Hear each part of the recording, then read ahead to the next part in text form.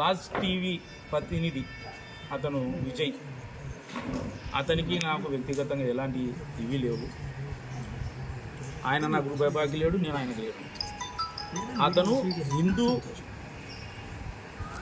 పైన, ప్రథమనంది దేవస్థానం అభివృద్ధి పైన, దేవాలయాల అభివృద్ధి పైన దాడి చేయడం మొదలుపెట్టినాడు. ఎందుకంటే అతను హిందూయేతర మతస్థుడు. దేవాలయాల అభివృద్ధి పైన, దేవాలయాలు జరుగుతున్న వాటి మాత్రమే సోషల్ మీడియా వేదిక చేసుకొని ప్రసారాలు చేస్తున్నారు. మరి ఆయన టీవీలో ప్రసారాలు ఎందుకు చేయడంలో నాకు తెలియదు. ఒకటి, రాష్ట్ర ప్రభుత్వం కానీ కేంద్ర ప్రభుత్వం కానీ దేవాలయాలకు ఇచ్చినట్టుగానే నిధులు చర్చీలకు, మసీదులకు, మద్రాసాలకు ఇస్తుంది. దేవాలయాలలో అభివృద్ధి కోసం దాతలు ఇచ్చేటువంటి విరాళాలు పక్కదోవ పడుతున్నాయని కోట్ల రూపాయలు ప్రథమనంది దేవస్థానం కమిటీ వాళ్ళు కానీ వసూలు రాజా అని బాబు అని పెట్టి రాసినారు. ఆ రాసిన వ్యక్తులు నేను అడుగుతున్నాను, మీరు ప్రథమనంది దేవస్థానము ఈరోజు రాశారు, రేపు ఆంజనేయ స్వామి దేవస్థానం, ఎటువంటి కాళికమ్మ దేవస్థానము, ఇలా వరుసగా రాస్తారు. మంచిదే, రాసేదానికి మీకు హక్కు ఉంది. మరి రాష్ట్ర ప్రభుత్వం నిధులతో అభివృద్ధి చెందుతున్నటువంటి మద్రాసాలు, మసీదులలో జరిగే ఇటువంటివి మీకు కనపడం లేదా? చర్చిలలో కనపడం లేదా? మరి వాటిపైన ఇంతవరకు ఎవరు రాయలేదే. మరి దేవస్థానాలు, హిందుత్వం దానిపైన దాడి ఎందుకు? నిన్న జరిగిన మార్కెట్ కమిటీ షాపుల వేలంపాటలలో శిల్పా కుటుంబ సభ్యుల యొక్క ప్రభుత్వానికి ఎంత నష్టం చేస్తున్నారనే విషయం ప్రజలకు తెలియకుండా ఉండేందుకు డైవర్షన్గా ప్రథమనంది దేవస్థానంలో అన్యాయాలు, అక్రమాలు అని చెప్పారు. కోట్ల రూపాయలు అన్యాయక్రాంతమయ్యి ఆ కోట్ల రూపాయలు వసూలు చేసి ఆ డబ్బులతో మేము వ్యాపారాలు చేస్తున్నామని చెప్పినారు.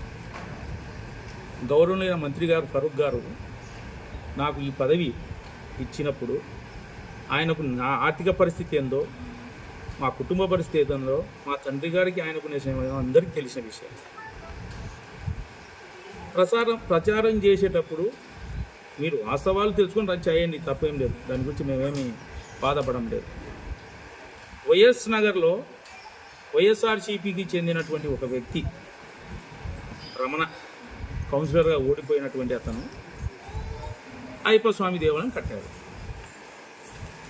ఆయన బృందం కలిసి దాతల సహకారంతో, ఆయన సొంత నిధులతో రకరకాలుగా కష్టాలు, ఆ దేవాలయం కట్టేదానికి ఆయన పడ్డ కష్టం కానీ ఇబ్బందులు కానీ ఆయనకు తెలుస్తాయి, ఆయన మిత్రులకు తెలుస్తుంది, బయటి వాళ్ళకి తెలియదు. అయ్యప్ప స్వామి దేవాలయం నిర్మాణం కోసం కోట్ల రూపాయలు వసూలు చేసినాడు రమణ. ఆ డబ్బులు ఏమైనాయని చెప్పి మేము ప్రశ్నించలేదు. దేవస్థానం నిర్మించేటప్పుడు రకరకాల ఇబ్బందులు ఉంటాయి. కొంతమంది దాతలు 10 రూపాయలు ఇస్తామని చెప్పి ఇవ్వకుండా కాలం వెలుబుస్తారు. 10 రూపాయలు ఇస్తామని చెప్పి 5 రూపాయలు ఇస్తారు. ఇచ్చినే తీసుకోవాల్సినటువంటి అవసరం. ఇప్పుడు మేము కమిటీ ఏర్పడిన తర్వాత మొత్తం మాకు ఇచ్చినటువంటి దాతల యొక్క వివరాలు బ్యానర్, ప్రతిరోజు దేవస్థానం దగ్గర బ్యానర్ పెట్టేస్తాం. మొత్తం 49 మంది 32,24,900 రూపాయలు మాత్రం మాకు విరాళ రూపంలో దాతలు ఇచ్చారు. ఒక 5 రూమ్లలో 5 బీరువాలు, 5 మంది 32,500 రూపాయలు బీరువాలు తెచ్చి ఇచ్చినారు. డబ్బులు ఇవ్వలే వాళ్ళు, బీరువాలు తెచ్చి ఇచ్చినారు. 32,24,900 రూపాయలు మాకు దాతల రూపంలో వస్తే 5 రూములు, ఒక వంటశాల, ఇనుప స్తంభాలు, చుట్టూ బండలు, ఇంత పనులు చేశాం. 5 రూములు నిర్మించనీకే ఎంత ఖర్చు అవుతుందో నిర్మాణ రంగంలో ఉండే వాళ్ళు వచ్చి లెక్కేసుకొని ఇది ఎంత ఖర్చు ఏంటో చెప్పండి. వంటశాలతో సహా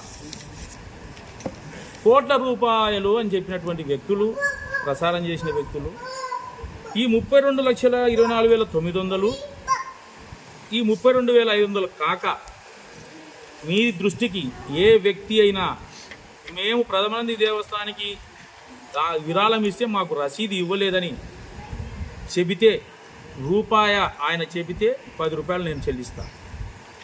10 రూపాయలు చెబితే 100 రూపాయలు చెల్లిస్తా. 100 రూపాయలు అంటే 1000 అంటే 10,000, 10,000 అంటే 1,00,000. ఇవి కాక మేము చెల్లించేది కాక వేరే వాళ్ళు ఎవరైనా ₹1 మేము ఇచ్చి రసీదు ఇవ్వలేదంటే కూడా మేము దానికి సిద్ధం. ఒకటి,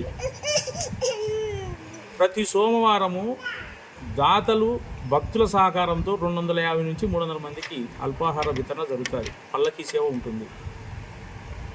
ఆ తర్వాత ప్రతి అమావాస్యకు మధ్యాహ్నం ప్రతి అమావాస్య రోజున స్వామివారికి అభిషేకాలు, తర్వాత పూజలు నిర్వహించి భక్తులకు భోజన వసతి ఏర్పాటు చేస్తాం. ఇప్పుడు దేవస్థానాలలో భక్తుల నుంచి టికెట్ వసూలు చేస్తున్నారని చెప్పి ఇది దేవస్థానం అనేసరికి అందరికీ అలసైపోయింది. మరి చర్చిలలో భక్తులు దశమభాగం అని హుండీలు వేస్తారు, మసీదులలో మద్రాసాలలో హుండీలు వేస్తారు. ప్రభుత్వము పేదవారికి కానీ ఇంకోరికి కానీ మక్కా పోయేదానికి ఆర్థిక సహాయం అందిస్తారు. మరి వాటిపైన అది కూడా గవర్నమెంట్ ప్రభుత్వ ఆధీనంలో ఉన్నటువంటి మసీదులే కదా. బొగ్గోడు సంబంధించినటువంటి బొగ్గోడు అంటే గవర్నమెంటే కదా. దేవస్థానంలో 100కి 20 రూపాయల పన్నులు చెల్లిస్తుంది, ఇన్కమ్ ట్యాక్స్, ఆదాయ పన్ను. అంటే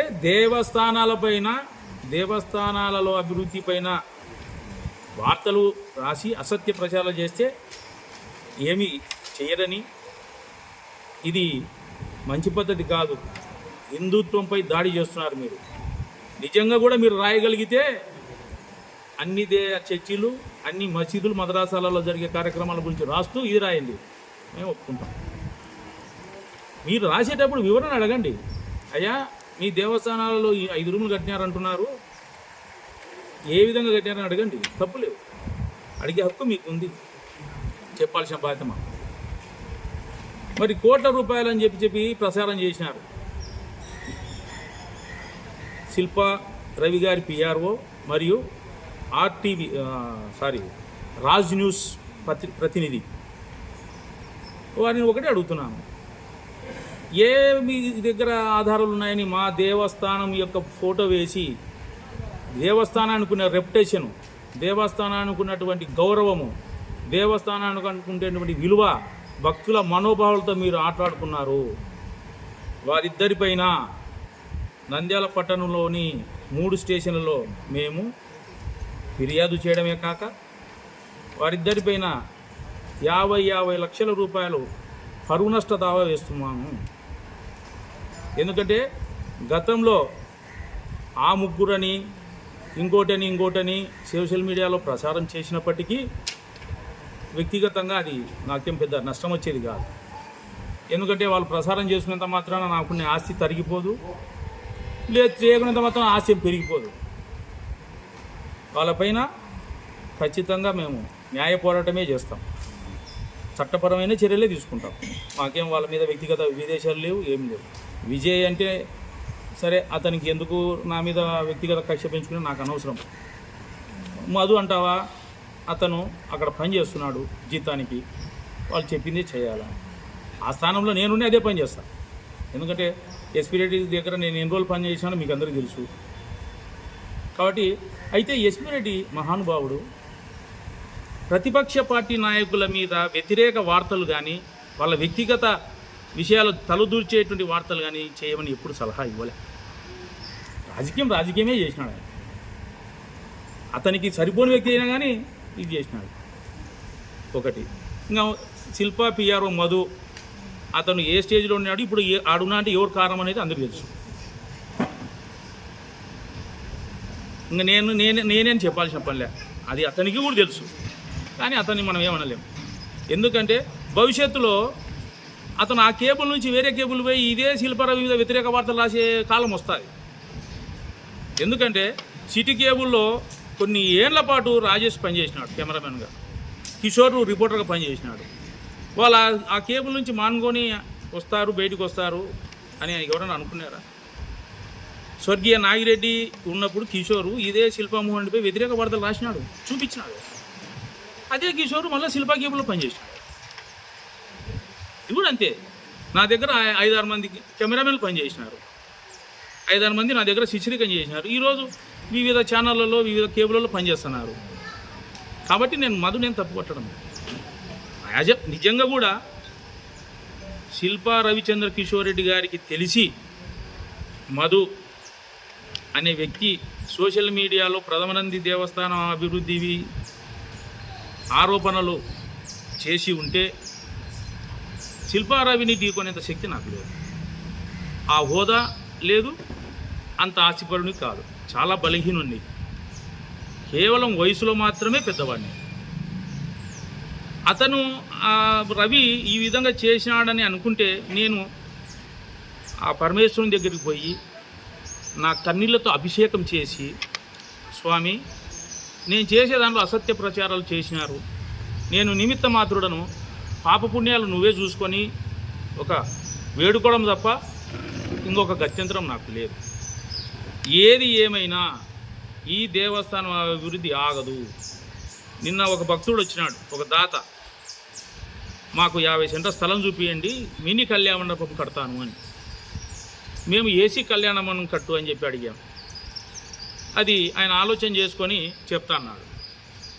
సరే, ఆయన మినీ కళ్యాణ మండపానికి ప్రిపేర్ అయ్యి వచ్చినాడు. మొత్తం మాకు ఏమి రూపాయి ఇవ్వద్దు, నీవు నీ ఖర్చులు నీ జమ్మలు మాకు అనవసరం, నువ్వు కట్టించి దేవస్థానానికి అప్పచెప్పు అని చెప్పి న్యాయ పోరాటం చేస్తాం. కాబట్టి దయచేసి భవిష్యత్తులో దేవాలయాలు హిందుత్వం పైన ఇది దాడి, ఇది డైవర్షన్ పార్టీషన్ చేయొద్దండి. దయచేసి మీ యొక్క రాజకీయాలకు, మీ డైవర్షన్ పార్టీస్కు దేవస్థానాలను వేదికగా చేసుకోవద్దండి. దయచేసి మరొక్కసారి చెప్తున్నాను, నేను నిమిత్త మాత్రుడనే. నేను నా కన్నీళ్లతో ఈశ్వరునికి అభిషేకం చేసి, దేవుడా నేను నిమిత్త మాత్రుడను, నా పైన అసత్య ఆరోపణలు వచ్చినాయి, మా దేవస్థానం పైన, మన దేవస్థానం పైన, నీ దేవస్థానం జరిగే అభివృద్ధి పైన అని కన్నీళ్లతో అభిషేకం చేసి, స్వామి నాదేం తప్పు లేదని వేడుకుంటే ఆ పాపపుణ్యాలు ఆయన చూసుకుంటాడు, నేను ఏం చేయాల్సిన పనిలే. దయచేసి మరొక్కసారి దేవస్థానాలలో జరిగే అభివృద్ధికి మీదికి ఏదైనా అనుమానం ఉంటే రండి, తప్పులేదు. అయ్యా ఏదో ఫలాని వ్యక్తి 1 లక్ష రూపాయలు ఇచ్చినాడు, నువ్వేమో 50,000 అని చెప్పి రసీదు రాసినావంట, అట్లా ఏదంటే రండి, విచారించుకోండి, తప్పులేదు. అంతేగాని దయచేసి దేవస్థానాలలో రాజకీయాలు, దేవస్థానాలు వేదిక చేసిన రాజకీయాలు చేయొద్దండి. ఇది కేవలము మేము గతంలో 2009-10లో కళ్యాణ మండపం జరిగిన నిర్మాణం అయిన తర్వాత 2024 వరకు ఏమైంది, ఆ డబ్బులు ఏమైనాయి, ఎక్కడ పోయినా మేము అడగడం లేదు. అది మాకు సంబంధించింది కాదు, అప్పటి అధికారులు సంబంధించిన విషయం, అప్పుడు ఉన్నటువంటి కమిటీ వాళ్ళకి సంబంధించిన విషయం. ఇప్పుడు కేవలం మేము కమిటీగా ఏర్పడిన తర్వాత మా దేవస్థానంలో జరిగినటువంటి అభివృద్ధి గురించి మాత్రమే మేము మాట్లాడాలి. అంతకుముందు ఏం జరిగింది మాకు అనవసరం. నేనైతే ఒకటే చెప్పదలుచుకున్నాను, ఖచ్చితంగా నేనున్నంత వరకు దేవస్థానం కార్తీక మాసానికి మీకు కనపడుతున్నది షెడ్డు నిర్మాణం పూర్తవుతుంది. ఆ దాతతో మాట్లాడి మినీ కళ్యాణ మండపం, ఏసీ కళ్యాణ మండపం పూర్తిగా అవుతుందో కాదో తెలియదు, కానీ మొదలు పెడతాము. చుట్టూ ప్రహరీ కూడా కట్టిస్తాము. దేవస్థానం అభివృద్ధికి చలంబాబు కంటే ముందు, చలంబాబు తర్వాత అనేది చూపించే పోతా. ఇది ఎవరు ఎన్ని ప్రచారాలు చేసుకున్నా, ఏం చేసుకున్నా కానీ ఏం ఇబ్బంది లేదు. నా స్థితిగతులు అన్నీ తెలుసు అందరికీ, అన్ని రాజకీయ పార్టీ నాయకులకు, ప్రతి ఒక్క పార్టీ నాయకులతో నాకు స్వయంగా పరిచయాలు ఉన్నాయి, అన్ని విషయాలు తెలుసు. నా స్థితిగతులు తెలుసు, నా ఆర్థిక స్థితి తెలుసు, నేనేమిటో తెలుసు.